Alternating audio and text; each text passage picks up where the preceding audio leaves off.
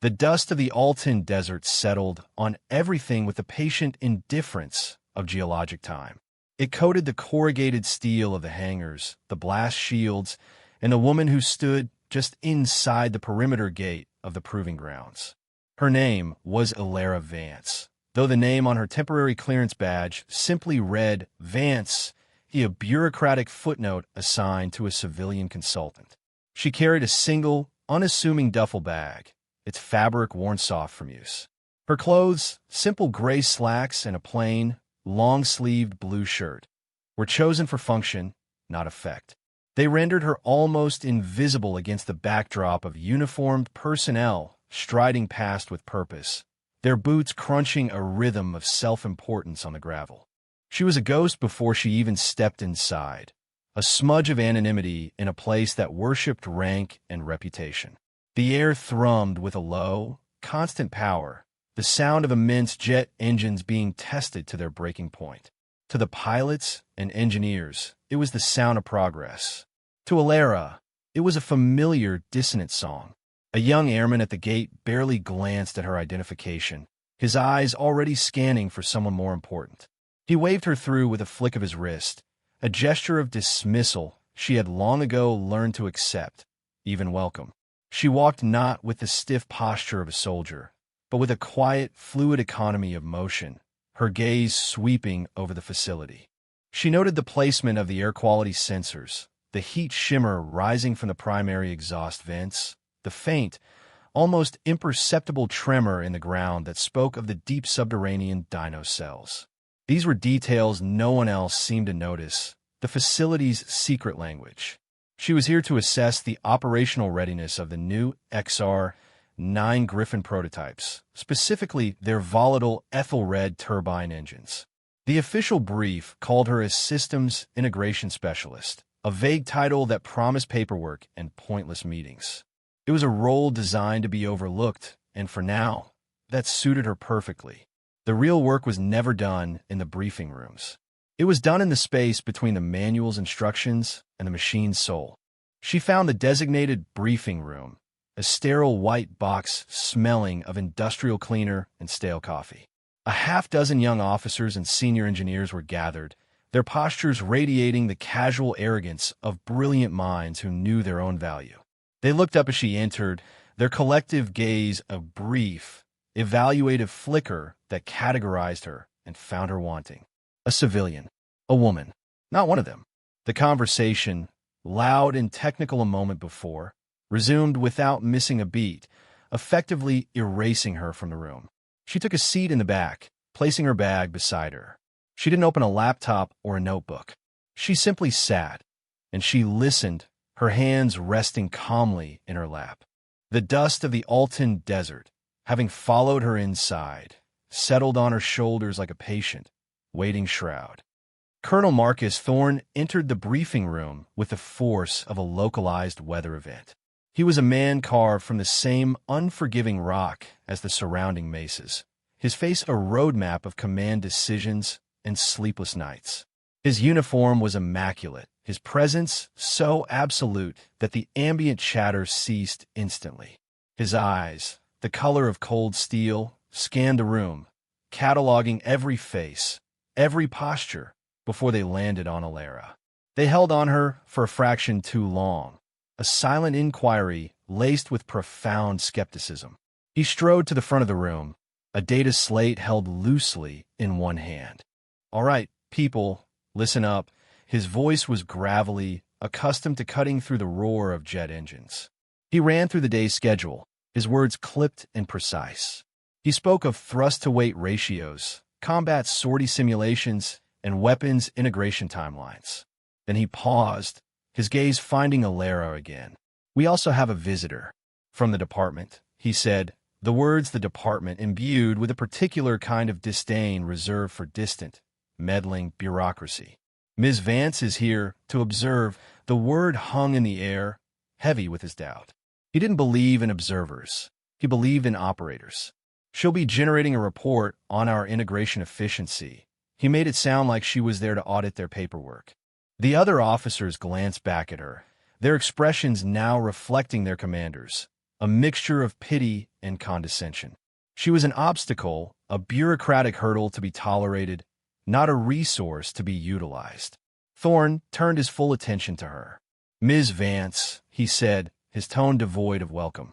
"This is a live-fire proving ground, not a classroom. We deal with real-world applications, not theoreticals.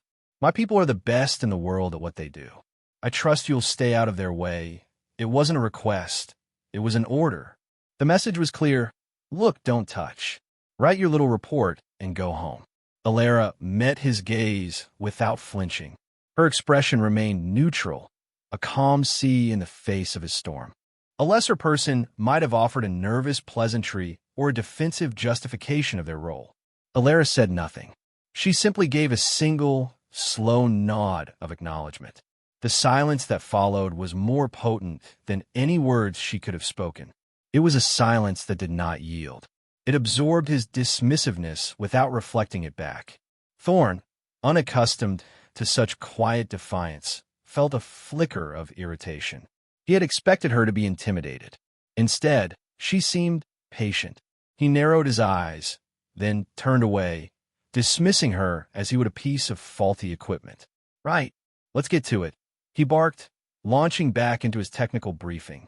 The room's focus shifted back to him, but a seed of curiosity had been planted. The woman in the back of the room was an anomaly. She did not fit the profile of a timid civilian auditor. Her stillness was not nervous, it was centered. For the rest of the briefing, she remained a silent fixture, a quiet observer who saw more than anyone in the room could possibly imagine. For the next 2 days, Alara did exactly as she was told. She stayed out of the way. She moved through the sprawling facility with a quiet unobtrusiveness that was itself a form of skill. She stood in the back of observation decks, watching the ground crews swarm over the sleek, menacing forms of the XR-9 Griffin prototypes. She listened to the pilots debrief, her focus not on their tales of G-forces and target acquisition, but on the subtle hesitations in their voices when they described the engine's performance. They spoke of the Ethelred turbine with a kind of fearful reverence. It was a beast, capable of astonishing feats of power, but it was unpredictable. It had a personality, one pilot said, and everyone had nodded in agreement. She spent hours in the main hangar, standing near Hangar Bay 4, where the lead prototype, Griffin 1, was housed. The aircraft was a masterpiece of aerospace engineering, its composite skin the color of a stormy sky. To the engineers, it was a collection of systems and subsystems. To Alara, it was something more. She watched them work, the young, brilliant technicians with their tablets and diagnostic tools.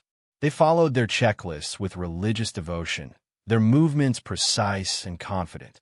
Yet she saw the gaps, the moments of uncertainty when the machine did something the manual didn't account for. She saw them treat the engine like a problem to be solved, not a partner to be understood.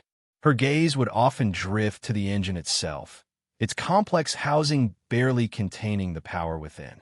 She knew its schematics by heart, but she was listening for something else, its rhythm, its hum, the unique frequency of its operational resonance. While observing, she would unconsciously rub her left wrist. Just peeking from beneath the cuff of her blue shirt was the dark ink of a tattoo. It was a small, stylized raptor, a kestrel, depicted not in a dramatic dive, but in its signature hover, wings beating in a controlled, motionless blur, its eyes fixed on some unseen point below. It was a symbol of perfect stillness preceding decisive action. A young lieutenant named Evans, cockier than the rest, noticed her standing there one afternoon. "Something interesting, ma'am?" he asked, a smirk playing on his lips. "It's just an engine." Alara's eyes met his. "No," she said, her voice soft but clear. "It's not." She turned her gaze back to the Ethelred turbine. "Every engine has a story. This one is still being written," the lieutenant chuckled, shaking his head as he walked away, muttering to a colleague about the Zen philosopher they'd been sent. Alara ignored him. Her attention was on the faint, high-frequency vibration she could feel through the soles of her shoes, a slight dissonance in the turbine's idle state that the sensors weren't calibrated to detect. It was a whisper of trouble, a flaw in the song that only someone who knew the original melody could hear. She knew it because she had written it. The pressure began to build on the third day. It started not with a bang, but with a persistent, maddening flicker on a diagnostic screen. Griffin 1, Thorne's prize bird, was scheduled for its final full-power stress test before the live fire exercises. It was a critical milestone, with a visiting general from the Pentagon due to observe. But the Ethelred turbine refused to cooperate. Every time the ground crew, led by the confident Lieutenant Evans, initiated the pre-ignition sequence, the system would flag a critical error. Resonance cascade failure. Imminent, the simulation would automatically abort. Panic, low-grade and professional, began to set in. Evans and his team swarmed the aircraft. They ran the diagnostic again. Same result. They rebooted the entire system. Same result. They consulted their digital manuals, their fingers flying across the tough screen tablets. They checked the fuel lines, the ignition system, the software patches. Everything was, according to the book, perfect. Yet the failure persisted. Colonel Thorne stood in the climate-controlled observation booth overlooking the hangar floor, his arms crossed, his jaw tight. Each failed test was a crack in the foundation of his command. "What is it, Evans?" He barked over the intercom, his voice tight with controlled fury. "Sir, all indicators are green," Evans reported back, his own voice losing its characteristic swagger. "The manual has no protocol for this specific fault combination." "It shouldn't be happening. Unacceptable, Lieutenant," Thorne retorted. "An engine doesn't just decide not to work." Find the problem. The hours ticked by. The team grew more frantic, their movements losing their earlier precision. They began swapping out perfectly good components, a desperate, scattershot approach that revealed their helplessness. The visiting general's transport was less than 2 hours out. The window for the test was closing. Alara watched the entire drama unfold from her usual spot at the edge of the hangar. She remained perfectly still, a silent observer to the rising tide of chaos. She wasn't looking at the frantic engineers or the fuming colonel. Her entire being was focused on the machine. She listened to the hum of the auxiliary power unit, to the faint clicks and whirs of the diagnostic cycle. She saw the minute flicker in the hangar lights that corresponded with each failed attempt, a sign of a power draw anomaly the engineers were too busy to notice. She felt that same dissonant vibration through the concrete floor, a vibration that was growing slightly stronger with each failed test. She knew what it was. It wasn't a software bug or a faulty component. It was a problem of harmony, a mechanical arrhythmia that no checklist could ever diagnose. The engine was fighting itself, and the harder they pushed it, the worse it would become. Thorne's patience finally shattered. He stormed out of the observation booth and onto the hangar floor, his presence sucking the air out of the space. The engineers flinched as he approached, their faces slick with sweat. "Report," he commanded, his voice dangerously low. "No change, sir," Evans stammered, holding up his tablet as if it were a shield. "We've cross-referenced every known fault." "It makes no sense." Thorne snatched the tablet from his hand, glanced at the screen full of red error messages, and nearly threw it to the ground. His eyes swept the hangar in frustration and landed, once again, on Alara. She was still there, a pillar of calm in his storm of failure. An idea, born of pure, vindictive desperation, sparked in his mind. He would expose this quiet, useless observer for what she was. He strode over to her, his boots echoing in the sudden silence. "Well, Ms. Vance," he began, his voice dripping with sarcasm, "you've been observing for 3 days. You see anything my team of world-class engineers has missed?" The challenge was naked, a public humiliation in the making. He expected her to shrink, to stammer, to admit she had nothing to offer. He dared her to fail. Alara's gaze lifted from the engine to meet his. There was no fear in her eyes, only a quiet intensity. "Yes," she said. The single word, spoken softly, landed with the force of a hammer blow. The hangar went utterly silent. Even the distant hum of machinery seemed to fade. Thorne was taken aback. "What? I might have an idea," she clarified, her tone even. "What is it?" he demanded, his skepticism warring with a desperate sliver of hope. Instead of explaining, Ilera asked a question. Do you have a micro-calibrated torque wrench? Set to 87 Newton centimeters, the request was so specific, so out of left field, that Evans and his team just stared at her. It was a specialist tool, not something used in standard pre-flight checks. Thorne, goaded and cornered, gestured impatiently to a tool crib. Get her the wrench. An airman scurried off and returned a moment later, handing the delicate instrument to her as if it were a holy relic. Ilera took it, her movements economical and sure. She walked to the XR-9, the entire hangar crew parting before her like the Red Sea. She didn't look at a tablet or a schematic. She knelt beside the massive ethyl-red turbine.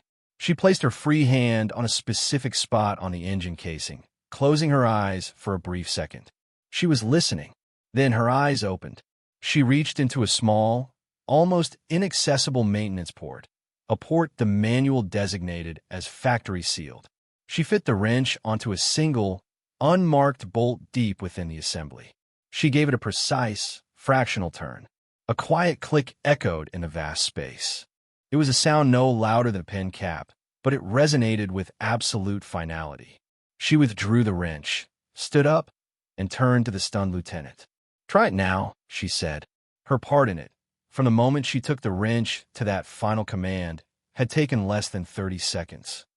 Lieutenant Evans, his face a mask of disbelief, slowly walked back to his console. The other engineers crowded around, their skepticism warring with a newfound awe. Thorne stood frozen, his arms slack at his sides, watching Ilera as if seeing her for the first time. The entire base seemed to be holding its breath. Evans's finger hovered over the initiate sequence button on his screen. He glanced at Ilera, who simply gave him a slight, permissive nod. He pressed it. The familiar whir of the diagnostic cycle began, but this time, something was different. The dissonant vibration that had plagued the hangar was gone. The hum was pure, clean, a perfect chord of immense power held in check. On the main screen, the system indicators began to flip from red to green, one by one. Ignition sequence. Green. Fuel flow. Green. Sensor calibration. Green.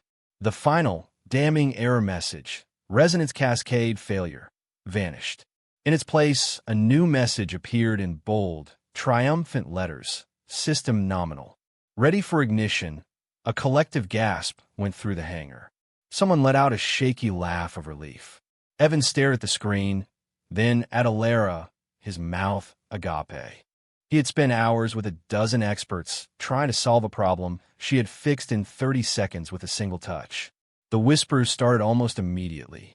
They were quiet at first, tentative. How did she know? That port isn't even in the tech manual, 87 Newton centimeters. That's not a standard spec. That's a creator's spec. The perception of her shifted in that instant, a tectonic realignment of assumptions. She was no longer the quiet, mousy civilian. She was an enigma, a repository of knowledge that defied their understanding. Colonel Thorne felt a cold dread mix with his astonishment. He had not just underestimated her. He had fundamentally misjudged her. His public attempt to humiliate her had backfired spectacularly, revealing not her incompetence, but his own ignorance. He walked slowly toward her, his mind racing. Who was this woman? Where did she come from? Ms. Vance, he said, his voice now stripped of its earlier arrogance, replaced with a cautious respect. Explain what you just did. Ilera looked from the perfectly humming engine back to the colonel.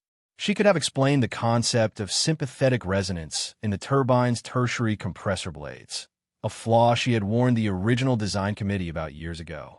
She could have detailed how the mounting bracket for the harmonic dampener was torqued a fraction too tight at the factory, creating a feedback loop that only manifested under a full diagnostic power draw.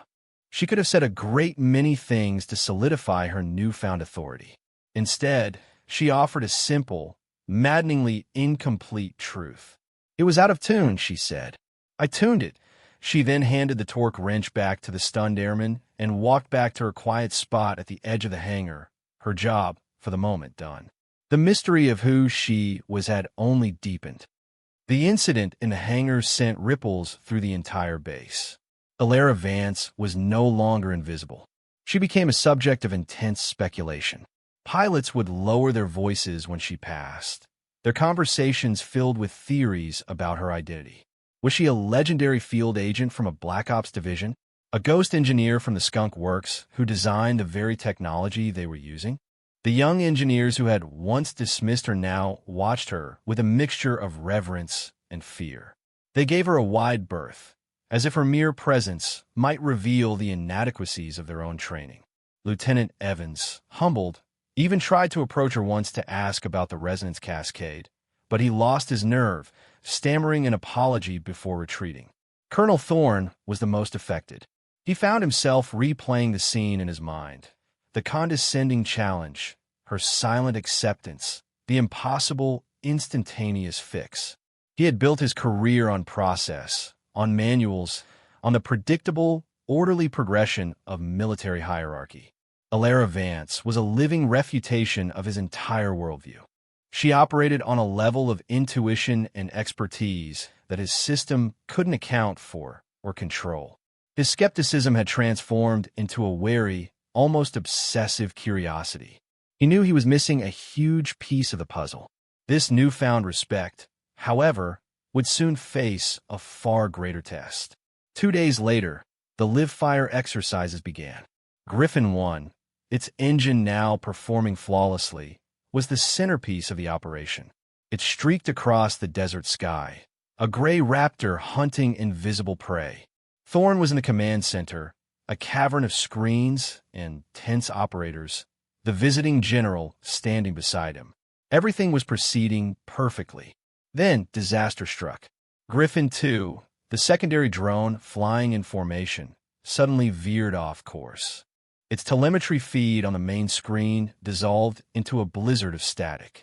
"We've lost the data link to Griffin 2, an operator shouted. It's unresponsive to commands. The drone, now blind and uncontrolled, was flying on its last known vector, directly toward a civilian transportation corridor 60 miles away. The self-destruct command failed to connect. Panic flared hot and fast in the command center.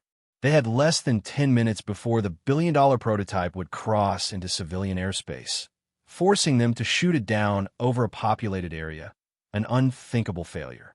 Thorne, seeing the mission and possibly his career about to go up in flames, made a split-second decision. "Gimme Vance," he ordered, his voice tight. Now, an aide found Alara in a small and used radio lab, where she had been quietly observing the communication relays.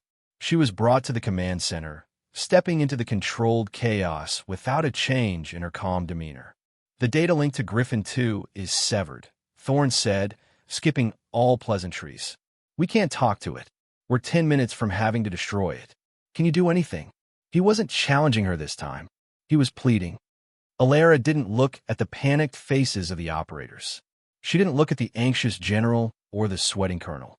Her eyes locked onto a secondary screen, one most people ignored, which displayed the raw, unprocessed energy outputs from the drone's power systems. The main screen showed a complete loss of data, a wall of digital noise. But on this secondary screen, Alara saw a pattern. It was a faint, almost undetectable pulse in the power conduit's feedback loop, a rhythmic flicker buried deep within the static. It wasn't random noise. It was a signal. She recognized the frequency. It was the unique vibrational signature of the Ethelred turbine running at 70% thrust. The drone wasn't just flying blind. Its own engine was unintentionally jamming its communication array. It was another hardware feedback loop, a design flaw she had fought to have corrected in the final blueprint, but had been overruled on for budgetary reasons. "The engine is interfering with the C-band transmitter," she stated, her voice cutting cleanly through the panicked chatter. "It's a hardware issue, not software. You'll never re-establish the link from here, so we've lost it?" the general asked, his face grim. "No," Alara said. "There's a back door." A physical override, she turned to a terrified-looking communications tech. "Give me a direct channel to the mobile recovery team. Unit Scimitar 7. I need to talk to their chief engineer." The tech, fumbling with his console, patched her through. "Scimitar 7, this is command. a voice crackled over the speaker. "Go ahead, Command. This is Vance," Alara said, taking the microphone. Her voice was calm, authoritative. "I need you to open Maintenance Panel C, 14 on Griffin 2's dorsal spine. You need a plasma torch. The bolts are sealed." There was a pause. "Ma'am, that's a primary structural housing. It's not in any field manual. The manual is wrong," Alara said, her voice leaving no room for argument. "Inside, you'll find a silver-jacketed conduit next to the primary coolant line. You need to sever it. Use insulated cutters. You will have a 3-second window after the cut before the auxiliary power reroutes and shorts the entire system. Once it's cut, the transmitter will be decoupled from the engine's power grid and will reboot on its own battery. Do you understand?" The silence on the other end was thick with disbelief. She was asking them to perform unauthorized, high-risk surgery on a flying drone based on information that didn't exist. "Colonel," the engineer from Scimitar 7 pleaded for confirmation. Thorne looked at Alara, then at the map showing the drone inching closer to the civilian corridor.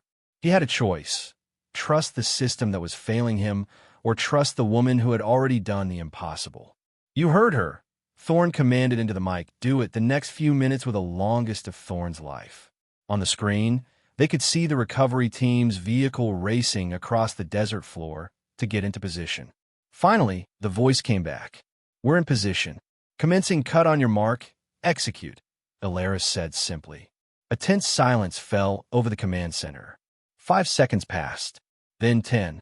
Then, a cheer erupted from the communication station. "Sir, the data link is back. We have control of Griffin 2. On the main screen, the static vanished, replaced by a crystal-clear telemetry feed. The drone, now under control, banked sharply, turning back toward the safety of the proving grounds. Alara simply placed the microphone back on its cradle.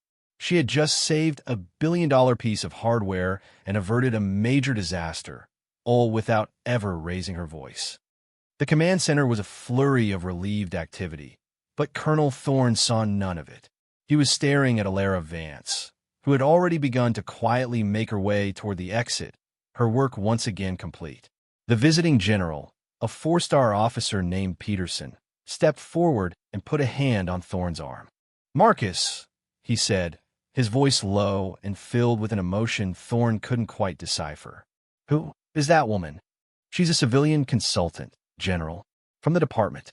Name is Vance," Thorne replied, the words feeling utterly inadequate. General Peterson's eyes widened slightly. "Vance? Not Alara Vance?" Thorne felt a jolt. "Yes, sir. That's her." Peterson let out a long, slow breath, a sound of profound recognition. He walked over and intercepted Alara just as she reached the door. "Excuse me, ma'am," he said, his tone one of deep respect. Alara turned. She looked at the general's decorated uniform, and a flicker of something, resignation, perhaps, crossed her face. "It's been a long time, Kestrel," Peterson said softly. The name hung in the air, electric and strange. Kestrel, a bird of prey that hovers before it strikes. The call sign. Thorne watched, utterly mystified, as Alara's stoic expression softened almost imperceptibly. "General Peterson," she acknowledged with a slight nod. "I thought you were a ghost," the general continued, his voice full of wonder. "We all did. After Nightingale went dark, the official record just ends." He turned to the bewildered Colonel Thorne. "Marcus, this woman isn't a consultant. She's the architect. She was the lead field engineer and primary operator for Project Nightingale. Project Nightingale." Thorne's blood ran cold. It was a classified, almost mythical program from a decade ago. It was the project that had developed the Ethelred engine from nothing. It was known for its legendary successes and its catastrophic, undisclosed ending. "She didn't just design this engine," Peterson explained, his voice taking on a reverent tone. "She's the only person who ever truly tamed it. The official story is that the design has a flaw. The truth is the design requires a master's touch, and she was the master. That resonance cascade she fixed? She probably discovered it 20,000 feet over some godforsaken mountain range with enemy fire painting her fuselage, The full weight of it finally crashed down on Thorne. The impossible fix. The knowledge of secret overrides. The quiet confidence. It wasn't arrogance or luck. It was authorship. She wasn't just reading the manual. She had written it, then rewritten it in the field under conditions he couldn't even imagine. He looked at her again, at the simple clothes, the unassuming demeanor. The tattoo he now understood was not a decoration, but a title. She was a legend hiding in plain sight, a ghost who had come back to tend to her own creation. Thorne finally pulled her official file later that night. His clearance level was high, but the file was almost entirely blacked out. Huge sections were redacted under classifications he had never even seen before. But one line, recently declassified by General Peterson himself, was now visible. It read, Project Nightingale. Lead operator. Call sign. Kestrel. Status. Presumed lost. Redesignated as civilian asset. Deep cover. He finally understood. She wasn't just a visitor. She was home. The next day, a new kind of silence surrounded Alara Vance. The whispers had stopped, replaced by a pervasive, unspoken awe. People didn't just make way for her anymore. They seemed to hold themselves a little straighter when she passed. The pilots, who had once viewed her with detached curiosity, now looked at her with the hero worship they usually reserved for aces from a bygone era. They understood that the engine giving them an edge in the sky was not just a piece of machinery. It was her legacy, and she was here to protect it. Late in the afternoon, Alara was in Hangar Bay 4, standing before Griffin 1. The desert light slanted through the high windows, illuminating the dust motes dancing in the air around the silent aircraft. She was alone with the machine, her hand resting gently on its fuselage. The engine was cold now, but she could still feel its latent power, the ghost of its perfect hum. The hangar doors rumbled open, and Colonel Thorne entered, followed by Lieutenant Evans and the rest of the engineering team. They stopped a respectful distance away. Alara turned, her expression as placid as ever. Thorne walked forward, stopping directly in front of her. The arrogance and skepticism were gone, replaced by a profound, hard-won humility. He looked at her, then at the XR-9, then back at her. He didn't offer an apology or a lengthy speech. The moment was too significant for clumsy words. Instead, he did the one thing his entire career had trained him to do to show ultimate respect. He squared his shoulders, brought his heels together, and rendered a slow, perfect salute. It was a gesture that transcended rank and protocol. It was the salute of a soldier to a legend. Behind him, Lieutenant Evans, his face etched with shame and admiration, followed suit. Then, one by one, the entire team of young engineers snapped to attention, their hands raised in the same crisp salute. They were not saluting a civilian consultant. They were honoring a warrior, a creator, one of their own tribe who had operated on a level they could now only begin to appreciate. Alara looked at the line of saluting men. Her face remained a mask of calm, but for the first time, a deep, resonant emotion was visible in her eyes. It was not pride or triumph. It was a quiet, weary acceptance. She had not sought this recognition, had not wanted it. But now that it had come, she accepted it with the same grace with which she had accepted their dismissal. She did not return the salute. She was not military, not anymore. Instead, she gave them the only acknowledgement she had ever offered, a single, small, deliberate nod. It was enough. In the quiet that followed, Thorne lowered his hand, and the others followed his lead. The formal moment was over, but the change in the atmosphere was permanent. They stood there for a moment longer, a silent tableau of transformation. Thorne finally broke the silence, his voice now that of a man seeking guidance, not giving orders. The Pentagon wants to reactivate the Nightingale Protocol, he said. They want you to lead it. It was the ultimate vindication, an offer to reclaim her old life, her old authority. Alara's gaze drifted back to the XR-9, her fingers tracing a seam on its cold skin. She thought of the years she had spent as a ghost, the quiet life she had built in the shadows. She had come back only because her creation needed her, and her duty was to the work, not to the title. "The work is what matters," she said, her voice barely a whisper, yet it carried across the hangar. The name doesn't, it wasn't a yes or a no, but it was her truth. She would do the work, but she would do it on her own terms, free from the confines of the system that had once discarded her. With that, she turned and walked away, her footsteps making no sound on the hangar floor. She collected her worn duffel bag from the small office she had been assigned, and without another word to anyone, she walked back toward the perimeter gate. Thorne and the others watched her go. They didn't try to stop her. They understood. Her presence had been a gift, a brief, illuminating glimpse into a world of expertise and dedication they had forgotten existed. Her departure left a vacuum, but also a new standard to aspire to. Later that evening, as the sun set over the Alton Desert, casting long shadows from the hangars, Thorne stood alone with Griffin 1. The ground crew was preparing it for a night flight, and the Ethelred turbine was spooled up, its hum a low, perfect thrum of power. It sounded different now. It sounded complete.